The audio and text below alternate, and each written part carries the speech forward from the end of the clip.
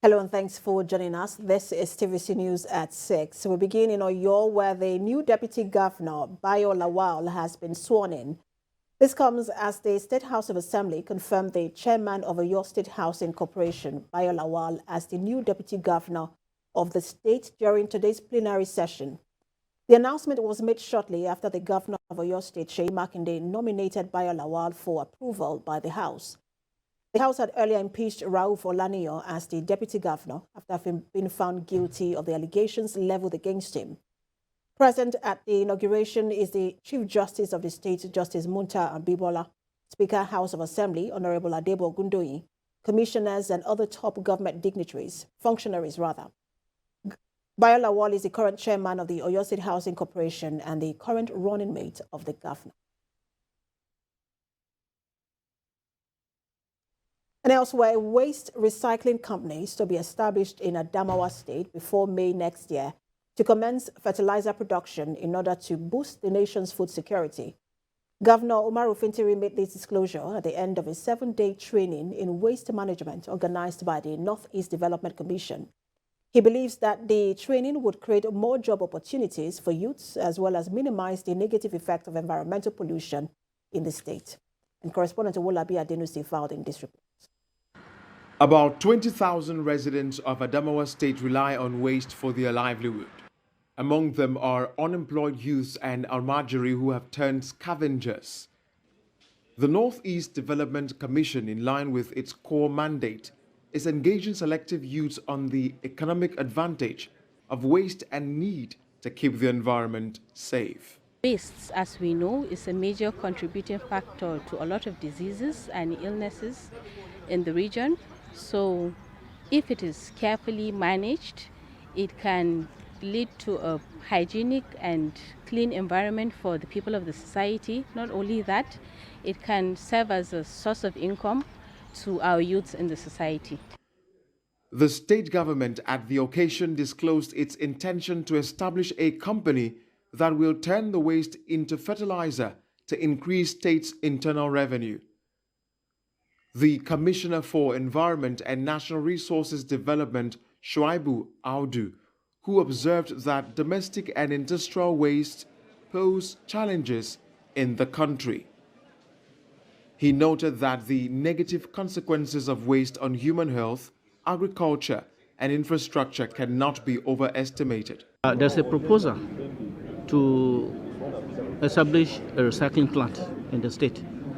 So once that is done, you will see trailers going down south with waste to recycle in the south.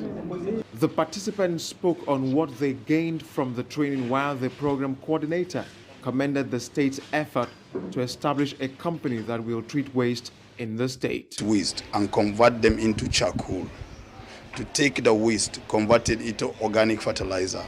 To take the waste and convert it into odor control briquettes. Adamawa is one of the agrarian states in the Northeast in which the federal government banned the use of urea fertilizer by the farmers due to the activities of Boko Haram, who used it to manufacture explosives. Farming production in the region has been reduced by 50%, hence planned by the state government and the Northeast Development Commission to establish a company that will now turn waste to fertilizer to still ensure national food security. And now to BORNO State, where armed Boko Haram terrorists suspected to be members of the Islamic State West African province have ambushed a convoy of military troops and civilian joint task force, killing the chairman, Buka Mandama, and other vigilante in Gubio local government area, BORNO State. A member of the CJTF who sustained gunshot injury has been evacuated from the scene and now receiving treatment at the State Specialist Hospital, Maiduguri. Unconfirmed reports also revealed that some security personnel were affected in the ambush, as sources claimed that 5 people were killed in the convoy, including the vigilante chairman, Mandama. TVC News gathered that some residents on Sunday sighted Boko Haram's convoy with 2 vehicles and motorcycles heading towards the rural grazing area under construction at the outskirts of the town to cause havoc. But the military authorities in Gubio mobilized and deployed troops with some men of the CJTF to provide adequate security to the facility. In Kaduna, the State Police Command says it has arrested one Ali Shuaibu, a 60-year-old man suspected to be among inmates who escaped during the attack on the Kuje Correctional Facility in Abuja. The spokesperson of the command, Mohammed Jalige, said the suspect was arrested at a location in Kaduna while on transit to Kano, his home state. Meanwhile, Commissioner of the Kaduna Police Command, Yakini Ayoku, has directed that the suspect be handed over to the Nigerian Correctional Service operatives after necessary protocols are completed.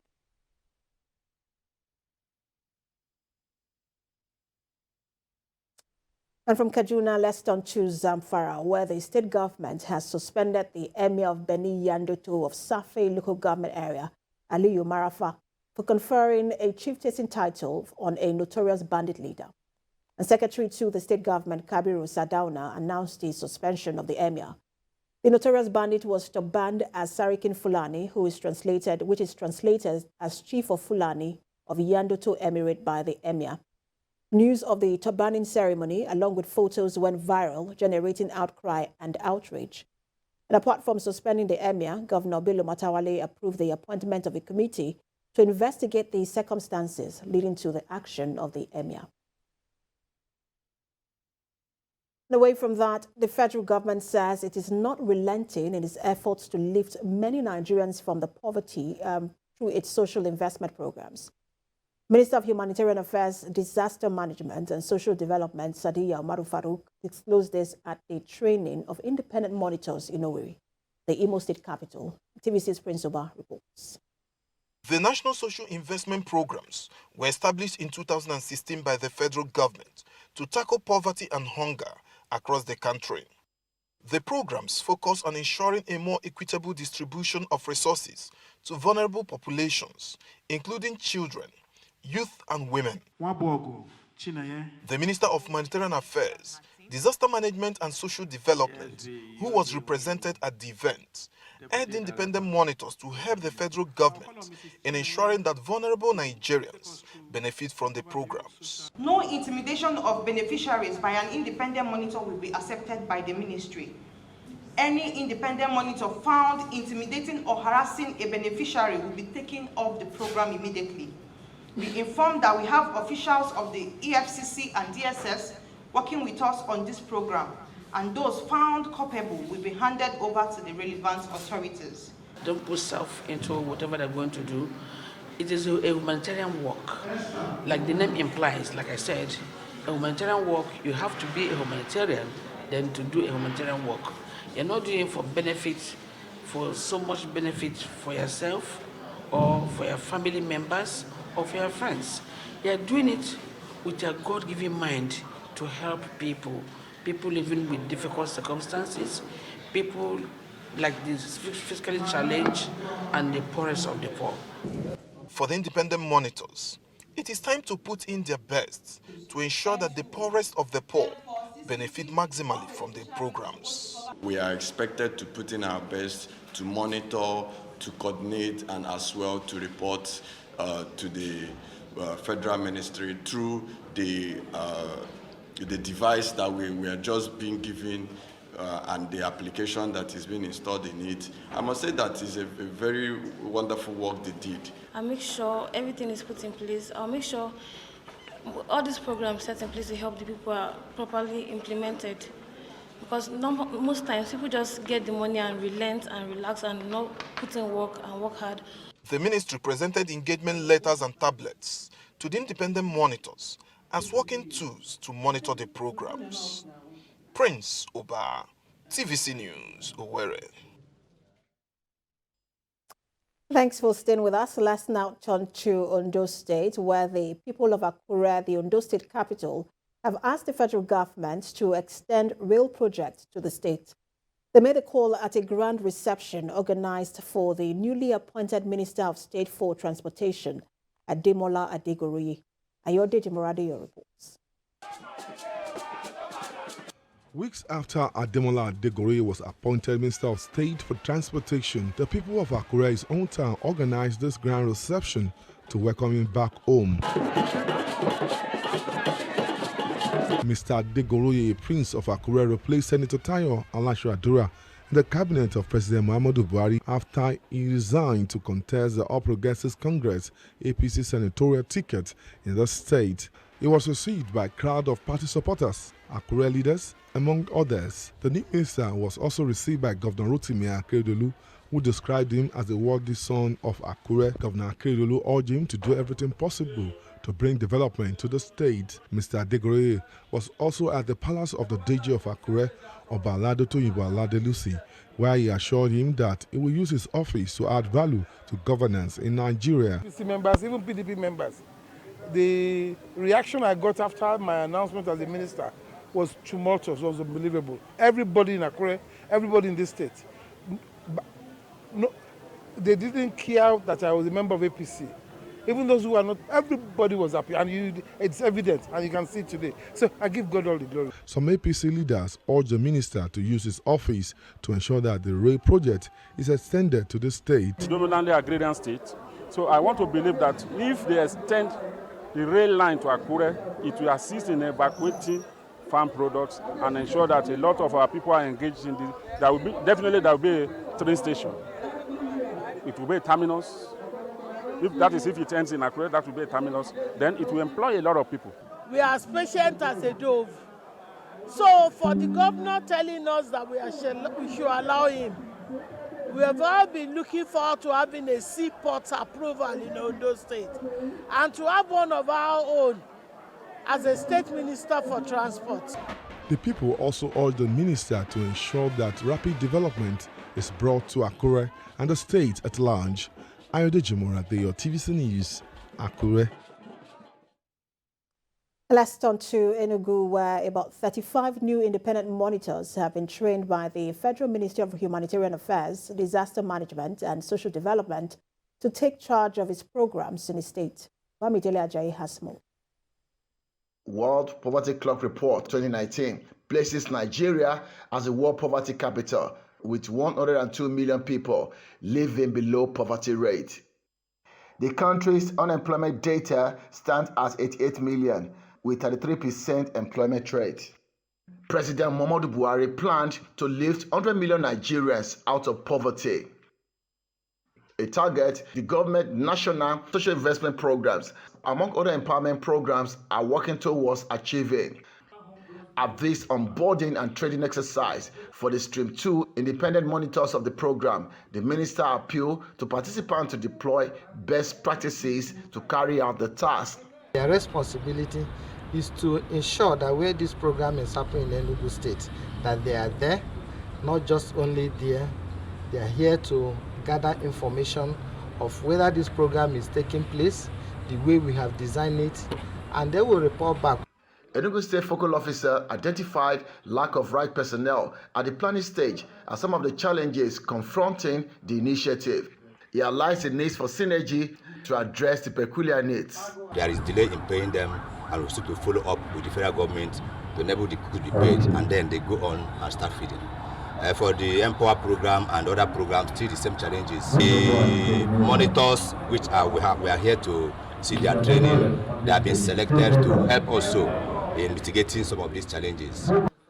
The independent monitors were issued with letters and Android tablets to report events and happenings in real time of anything they discover in line with the program's operations in the state.